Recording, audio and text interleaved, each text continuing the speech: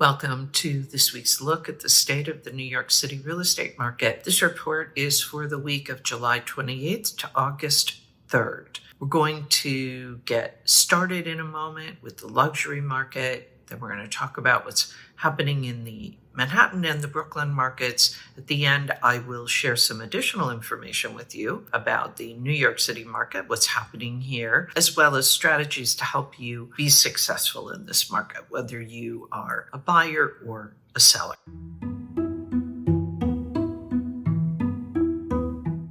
There were 9 contracts signed in the luxury market last week. That is 16 fewer than the previous week. That is quite a drop from what we are used to seeing in the luxury market. Not quite sure exactly what to attribute all of that to, but definitely got everyone's attention. So we're going to keep an eye on what's going on there. The number 1 contract was Penthouse B at 225 East 77th Street, asking just under $25 million. It is a new condo penthouse. It has a little over 5,500 square feet. It includes 7 bedrooms and 6.5 bathrooms. A 39-foot great room with arched windows opens onto a 358 square foot loggia with 15-foot ceilings and has views of Central Park. This building was designed by Robert A.M. Stern Architects. The amenities include doorman, garage, fitness center with yoga, spa, sauna, and steam rooms, 75-foot swimming pool, a cinema, kids club space, a music practice room with recording studio. Wow.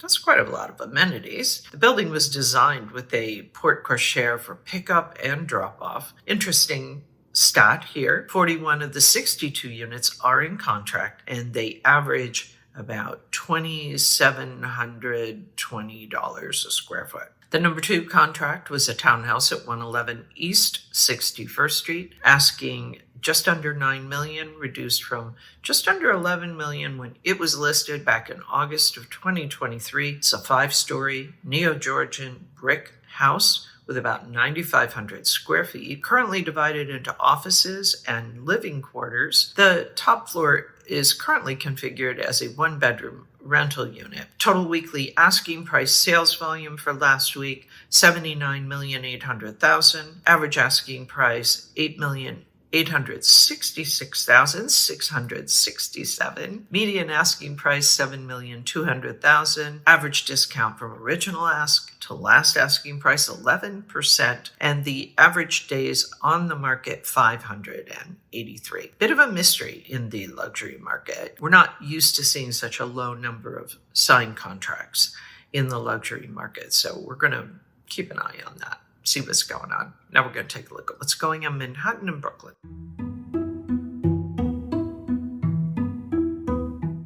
204 properties came on the market last week in Manhattan. That's down about 5%. 184 contracts signed. That's down about 9.4%.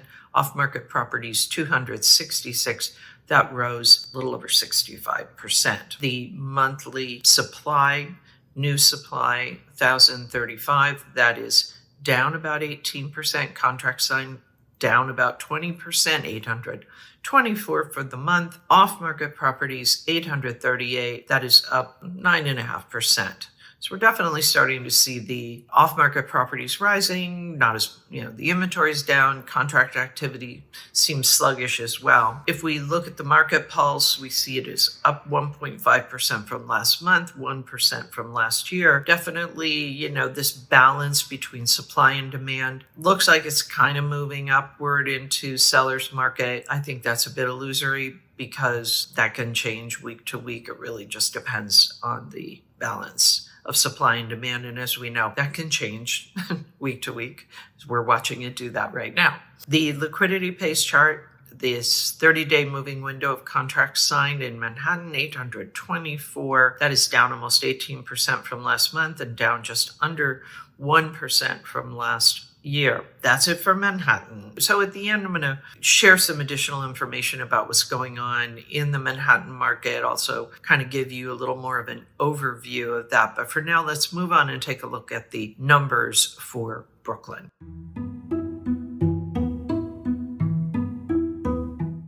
Brooklyn seems to be following the same trends as Manhattan, these trends of seasonality. The supply for the week in Brooklyn, 136, that is down about 17%. Contract signed, 104. Also down a little over 6%. Off-market properties, 131. That is up almost 82%.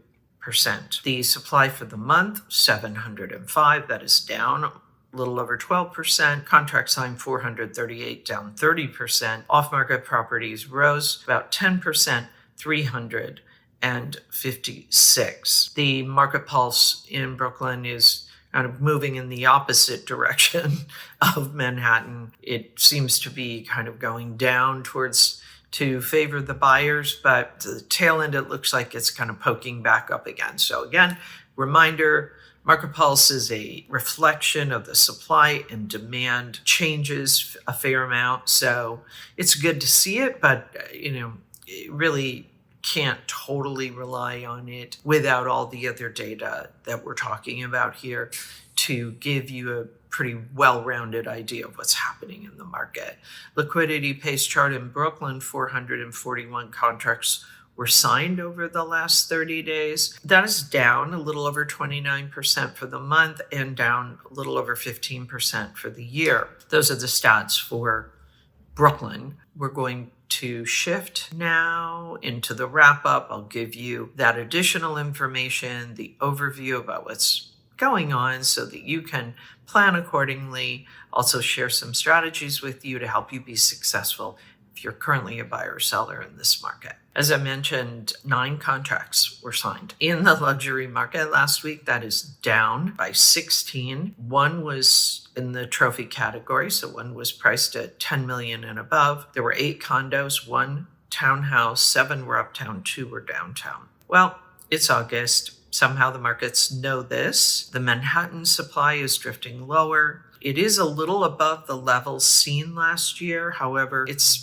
really not that much, maybe something to think about. The demand, as measured by this 30-day pace of contracts signed, continues to slow. And while it too remains above where it was last year, it's really not by that much. And overall, this market is just reflecting, to a large degree, seasonality. So this is kind of it for the summer. Let's call it that. Supply will very likely start to pick up after Labor Day, but especially if you are a seller, don't really count on a lot of new buyers coming into the market until right around October. In Brooklyn, the supply, let's call it, is moving sideways.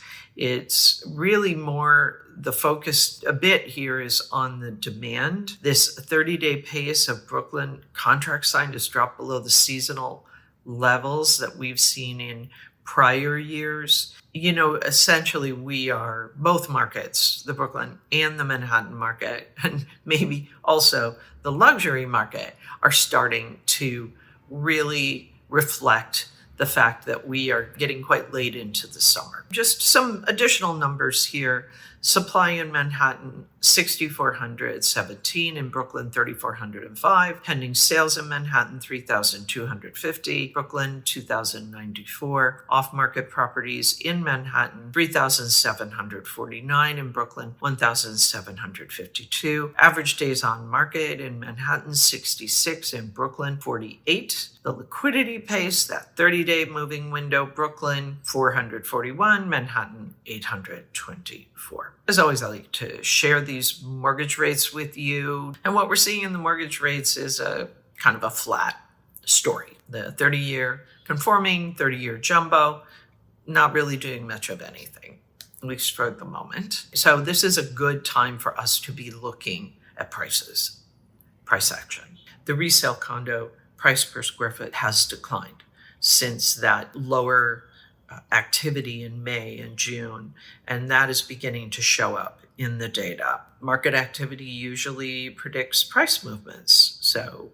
don't expect a widespread price recovery until the buyers return. The gradual price dip may lead to lower offers. And the other thing here is that these gradual price dips may well lead to buyers making lower offers. That could be surprising for sellers who've been comparing their property with others that have, let's say, traded for more money because, well, they were in a better market. But this is something that we've kind of been expecting to see, but now these numbers are coming in, and those, let's call them those thoughts that those of us that follow the data were having about where the price action seems to be heading. As we can see from these charts, while in Manhattan, the declining activity that was observed in May and June pressured prices downward. In Brooklyn, the strong deal activity in May and June actually drove prices higher. So now we're seeing the activity in Brooklyn slowing down. The question is how buyers will respond to this.